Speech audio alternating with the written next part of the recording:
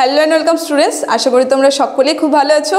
জ্ঞানজ্যোতি coaching centre পক্ষ থেকে তোমাদের সবাইকে আরও একবার স্বাগত।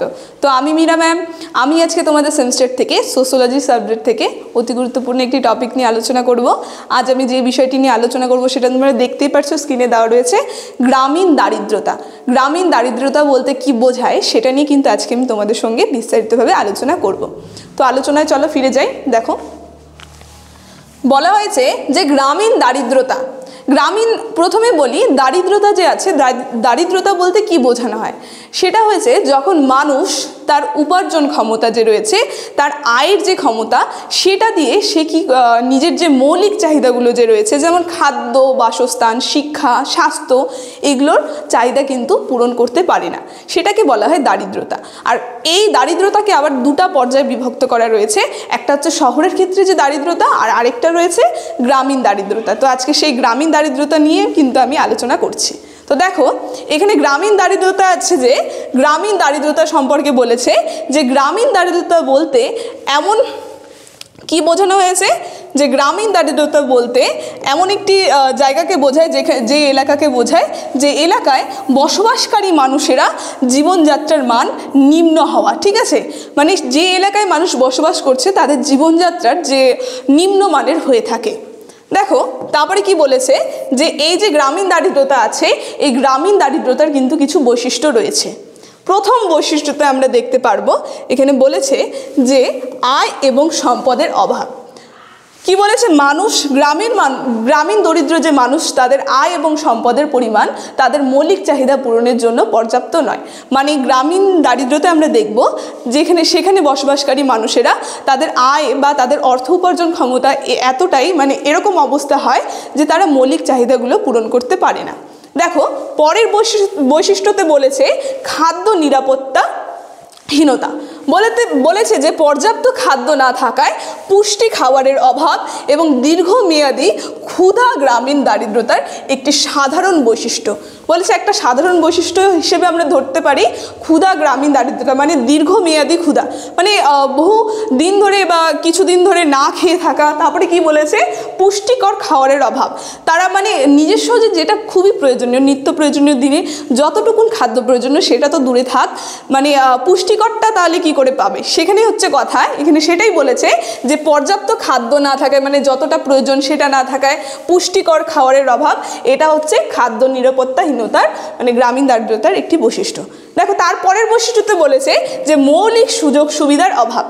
মানে মৌলিক যে সুযোগ সুবিধাগুলো থাকে, যেমন কি বলেছে এখানে, পরিষ্কার জল, বিদ্যুৎ, স্বাস্থ্যসেবা, শিক্ষা ইত্যাদি যে মৌলিক সুযোগ সুবিধা, এগুলোর কিন্তু অভাব কিন্তু আমরা গ্রামীণ এলাকায় কিন্তু দেখতে পারবো। তো কি বলেছে, পরের বৈশিষ্ট্যতে বলেছে যে অনিরাপদ আবাসন। ঠিক আছে, কি বলেছে, অনেক গ্রামীণ দরিদ্র মানুষেরা বাসস্থান ঝুঁকিপূর্ণ এবং প্রাকৃতিক দুর্যোগের সময় ক্ষতিগ্রস্ত হওয়ার কিন্তু সম্ভাবনা থাকে। মানে গ্রামীণ এলাকায় আমরা দেখতে পারবো এই গ্রামীণ দারিদ্রতার ক্ষেত্রে বৈশিষ্ট্যতার মধ্যে যে বলেছে, মানে আমরা দেখতে পারবো তারা যেখানে থাকে সেই জায়গাটা মানে খুবই বিপজ্জনক হয়ে যায়। যখন দেখবো আমরা প্রবল ঝড় থাকে বা যখন কোনো প্রাকৃতিক দুর্যোগ থাকে, তখন কিন্তু সেটা তাদের শিকার হতে হয়। ঠিক আছে, তো এখানে তাই বলেছে। পরের বৈশিষ্ট্যতে বলেছে, দেখো, কাজের অভাব। কি বলেছে, কাজের অভাব, মানে কর্মসংস্থানে সুযোগ কম থাকা, দক্ষতা, প্রশিক্ষণের অভাব এবং গ্রামীণ দারিদ্রতার কিন্তু অন্যতম কারণ হিসেবে আমরা ধরতে পারি। শিক্ষার অভাব, এটা কিন্তু গ্রামীণ দারিদ্রতার একটা অন্যতম কারণ।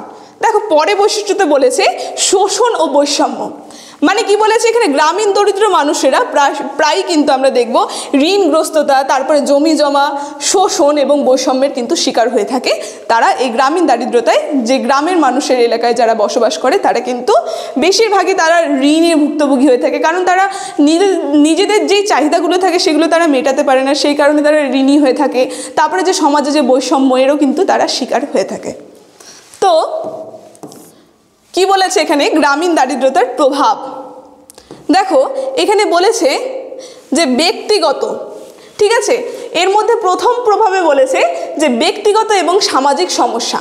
গ্রামীণ দারিদ্র হচ্ছে অপুষ্টি, রোগ, অপরাধ এবং সামাজিক অস্থিরতা। ঠিক আছে, মানে কি বলেছে এখানে আমরা দেখব অপুষ্টি, মানে খাবারের অভাবের কারণে অপুষ্টি, ঠিক আছে। তারপরে কি বলেছে, রোগ, এর থেকে কি হয়, রোগ সৃষ্টি হয়, এগুলোর কিন্তু শিকার হতে হয় তাদের। তারপরে কি বলেছে, অর্থনৈতিক প্রভাব, অর্থনৈতিক ক্ষেত্রে কি প্রভাব ফেলে, এটা বলেছে যে উৎপাদনশীলতা হ্রাস, অর্থনৈতিক প্রবৃদ্ধি মন্থর, ঠিক আছে। তারপরে দারিদ্রতার চক্র সৃষ্টি, এগুলো কি করে, দারিদ্রতার কিন্তু চক্র সৃষ্টি করে থাকে। তারপরে তৃতীয় প্রভাবে বলেছে পরিবেশগত প্রভাব। কি বলেছে এখানে, বন উজাড়, জলবায়ু পরিবর্তন, প্রাকৃতিক সম্পদের অপব্যবহার, যে প্রাকৃতিক সম্পদগুলি থাকে সেগুলোর কিন্তু অপব্যবহার হয়ে থাকে, ঠিক আছে। তো আজকে এই গ্রামীণ দারিদ্রতা সম্পর্কে আলোচনা আমার এতটুকুনি ছিল, আলোচনাটা আমি এখানেই শেষ করছি। তোমরা এখন তোমাদের সঙ্গে আমি একটা গুরুত্বপূর্ণ ইনফরমেশন জানিয়ে রাখছি। দেখো স্ক্রিনে তোমরা দুটো নাম্বার দেখতে পাচ্ছ, এটা হচ্ছে আমাদের জ্ঞানজ্যোতি কোচিং সেন্টারের অফিসিয়াল হেল্পলাইন নাম্বার। এখানে তোমাদের সমস্ত সাবজেক্টের অনলাইনে ক্লাস করানো হয়, তার সঙ্গে নোটস দেওয়া হয়। তো তোমরা যদি আমাদের সঙ্গে যুক্ত হতে চাইছো তাহলে নাম্বার দুটির সঙ্গে যোগাযোগ করে কিন্তু আমাদের সঙ্গে যুক্ত হয়ে যেতে পারবে। তো ভিডিওটি শুরু থেকে শেষ অবধি দেখার জন্য থ্যাংক ইউ।